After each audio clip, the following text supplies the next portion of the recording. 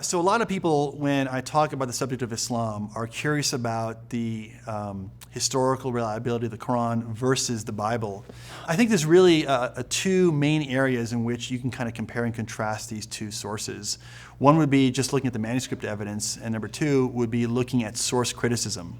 So if we go back and look at manuscript evidence, with the Bible, you've probably heard there are literally tens of thousands of manuscripts that have been made available to scholars all over the world that can investigate, study, do textual criticism on, and see, does the Bible pass these tests of trustworthiness with regards to the transmission of manuscripts and the reliability of the transmission of the content. And the Bible, of course, passes with flying colors. That's amazing.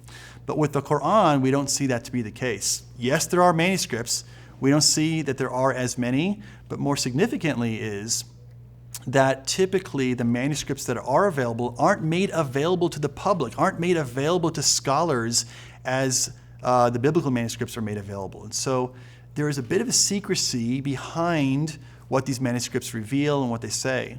Now, there have been some scholars that have done some research and have given some indication that in actuality, the Quran has not been transmitted, perfectly without any corruption.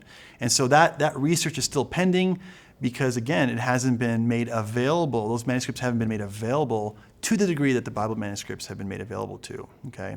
So that's when it comes to the biblical manuscripts or the Quranic manuscripts. But then the question comes, well, what about source criticism? And this is simply the question of asking, what are the sources which the Quran has derived its message, its content, its words from? And when you do this investigation, it's a little bit more easier to do because you can just compare it to other sources in ancient history and see, well, is the Quran pulling from some sources?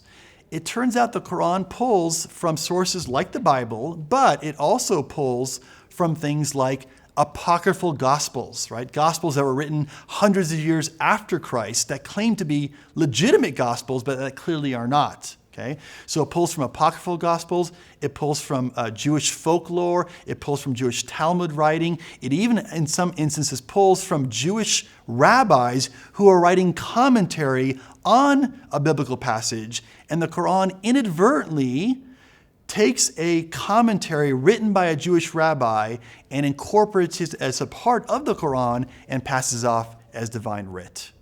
And so this is a major blow to the credibility of the Quran being a reliable document from Allah, as of course Muslims claim, because it pulls from sources that are known to be not credible, like apocryphal gospels or Jewish folklore or other things like that. And so from that perspective, yeah, the Bible is far more trustworthy and reliable than the Quran.